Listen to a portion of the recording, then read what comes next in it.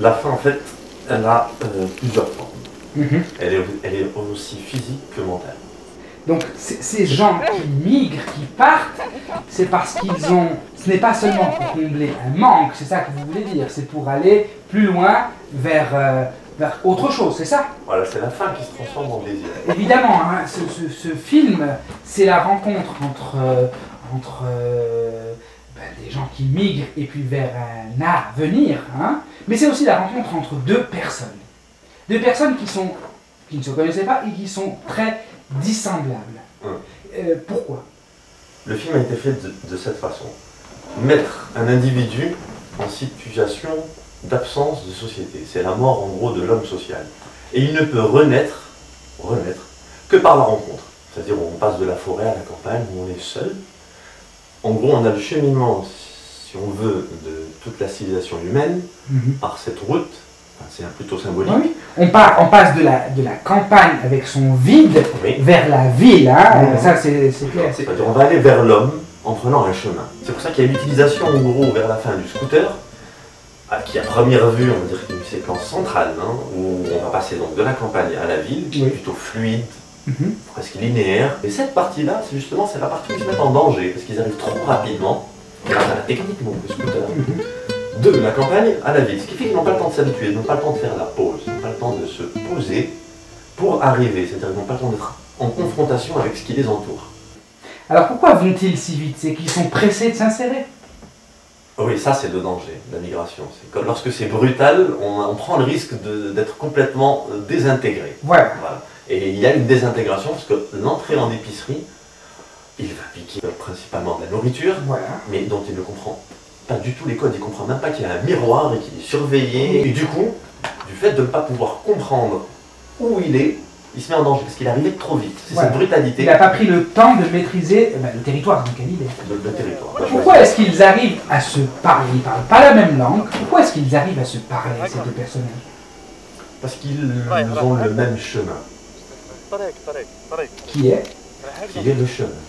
La quête de... Oui, symboliquement, si on veut, c'est faire une traversée commune, mais en même temps, physiquement, c'est le mouvement, en tout cas marcher, qui nous permet de rencontrer. Mais c'est le mouvement se fait.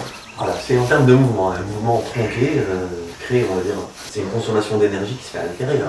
L'immobilité pourrait nous tuer. Je pense que ces deux individus, en gros, ce film-là pourrait représenter la partie 2. Il y aurait une partie 1 qui serait le départ, et une partie 3 qui serait l'arrivée, connaître la ville et fonctionner dedans. L'insertion, on pourrait dire. L'insertion, voilà. La partie 2, c'est l'entre-deux. Hein. Ouais, c'est marcher, c'est-à-dire faire le chemin.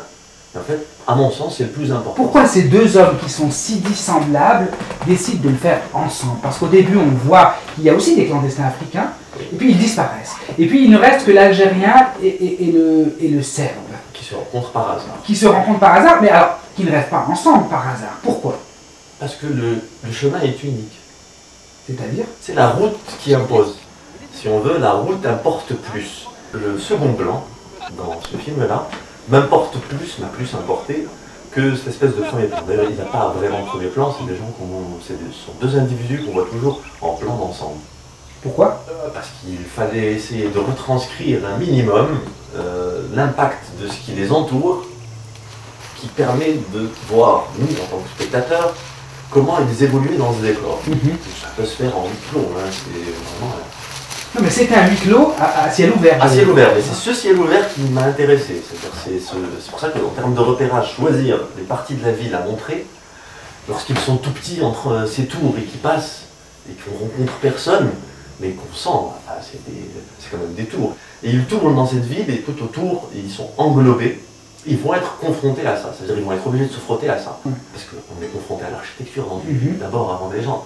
Ils se montrent des choses quasiment inconnues, ils sont devant l'inconnu. Donc ils sont en plein processus, enfin c'est le foisonnement. Quand on arrive dans une ville avec un œil étranger, on perçoit un décor, pas de la vie. Voilà, c'est ça. On ne perçoit pas de la vie, on perçoit un décor, on ne comprend pas encore tellement ce qui se passe. Il faut qu'on assemble ensuite tous les éléments pour faire une espèce d'unité. Alors on revient à la fin qui n'est pas seulement alimentaire. La fin de découverte, la fin d'autre chose. La fin d'autre chose, c'est pour ça que C'est un ensemble, la fin. Où la fin est une chance au niveau presque, de la littérature, hein, d'intéresser, si tu veux, du fait qu'il n'est plus rien. Quand on n'a plus rien, en fait, la peur, c'est peut-être le meilleur moyen de nous définir.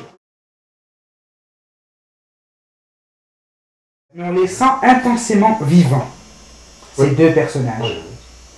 Ce qui est curieux aussi, c'est qu'on sent qu'ils développent une solidarité dans leur destin, mais ils n'ont pas le temps de développer des liens profonds.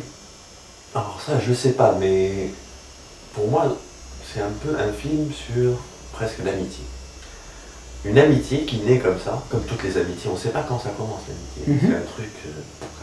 L'amour, on peut dire que j'ai rencontré tel jour, j'ai eu un coup de foudre. On n'arrive pas à trouver un début d'amitié. Ça commence toujours par des petits rires. En fait, je les trouve vraiment amis. Ils ne se comprennent pas, mais ils comprennent tout. En fait. Et c'est ça qui est essentiel pour moi chez ces deux individus. Du fait qu'ils aient un chemin commun, qu'ils soient obligés, c'est comme on pourrait faire un parallèle dans une cellule de prison. Si demain je suis dans une cellule avec X, je vais être obligé de me frotter à lui. Oui, il y a une forme de huis clos dans l'immensité de la campagne. C'est vrai. La scène où ils sont dans la forêt à manger la patate, qui est relativement longue pour presque respecter la codification théâtrale, c'est d'essayer de voir comment naissent des mots. Et c'est du théâtre. On est là, c'est les acteurs qui font le jeu de la caméra. C'est pas la caméra qui va un peu les déplacer. C'est eux. Cigare. Šta ima od cigare? Cigare viv. Što? Cigare viv, cigare viv. Gdje je denja? Pa šta ti je cigare? Pušiš? A pre?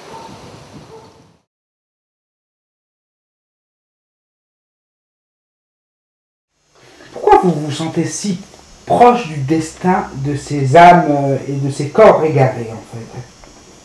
Pourquoi est-ce qu'il vous parle tant? Pourquoi avoir voulu montrer ce visage inédit du clandestin, ou des clandestins? On n'est pas dans le pathos, non? Oui, il n'y a pas des marginaux, c'est des gens qui ont aussi... le plaisir de la vie est dans la banalité, ça veut dire quand je peux marcher tranquillement. J'aime bien les voir marcher tranquillement. Le sérieux, le sensationnel a été éliminé de ce film. Ça veut dire l'espèce de peur où on jouerait, presque, je dirais, on surjouerait la peur. C'est-à-dire qu'on verrait du hors-cadre. Il fallait que la peur soit en hors-cadre.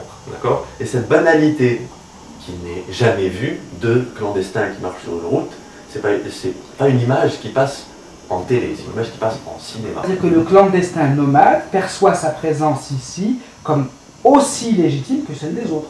Il ne se voit pas comme un clandestin. Oui, il trouve légitime de vouloir être là.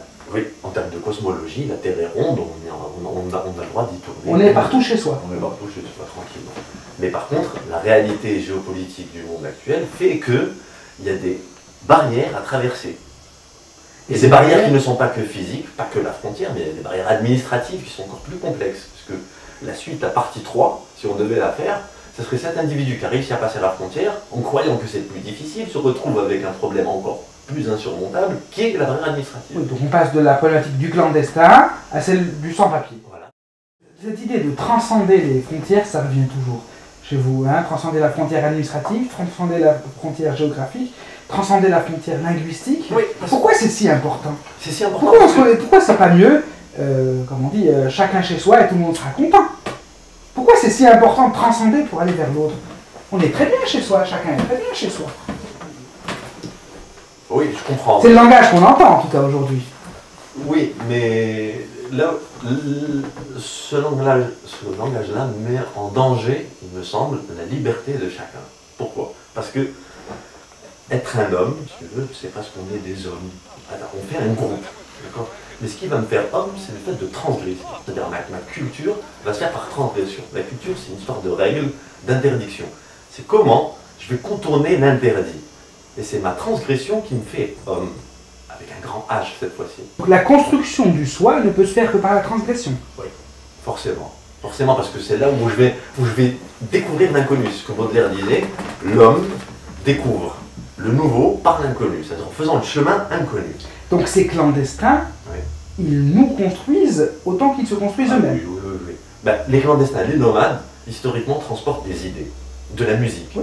Bon, on peut prendre le cas une culture. toujours culture. C'est-à-dire on va arriver en Suisse ou en France, on a l'impression que la France est bien construite avec toutes ces problématiques d'identité nationale, mais l'identité nationale, c'est une coquille vide. Je sais pas, c'est perpétuellement mouvant. Voilà. Alors faire de l'identique à chaque fois peut poser problème en termes de liberté, puisque je serais appelé à être identique.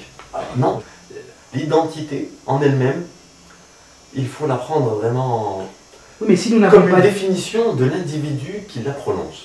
Donc c'est une affaire strictement personnelle, c'est ça? Strictement personnel. Je ne peux être, il n'y a que moi qui peux dire je suis algérien.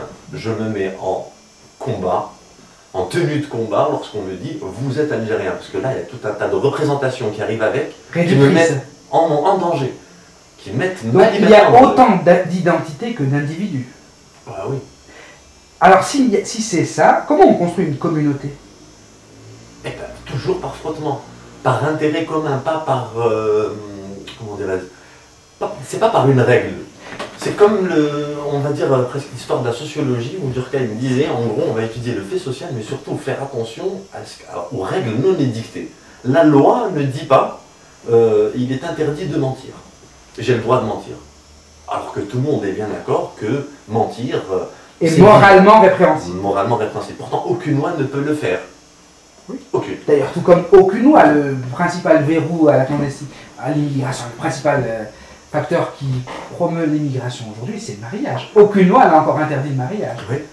Eh ben oui, ça, vraiment, c'est presque l'un des derniers recours des clandestins. Oui, c'est le dernier recours. Avant la barque dans la Méditerranée, c'est le mariage pour ceux qui sont les plus intelligents. Oui, ben souvent, on contacte par Internet C'est ça. une fille qui serait peut-être disposée à faire un mariage réel ou blanc, je ne sais quoi, pour pouvoir. C'est trouver la faille.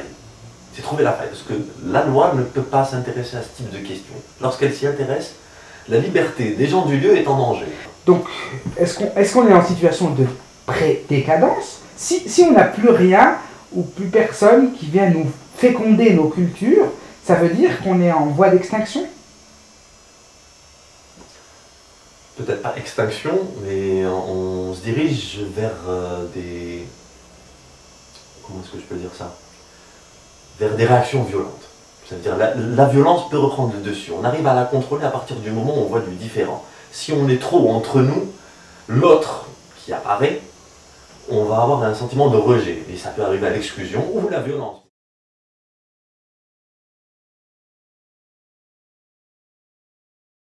Ce film, en gros, il n'a pas trop de chronologie. Et puis il est complètement désorganisé en termes d'espace. De temps en temps il fait jour, de temps en temps il fait un peu de crépuscule, puis on revient après-midi, puis il y a de la neige, puis il fait très beau, etc.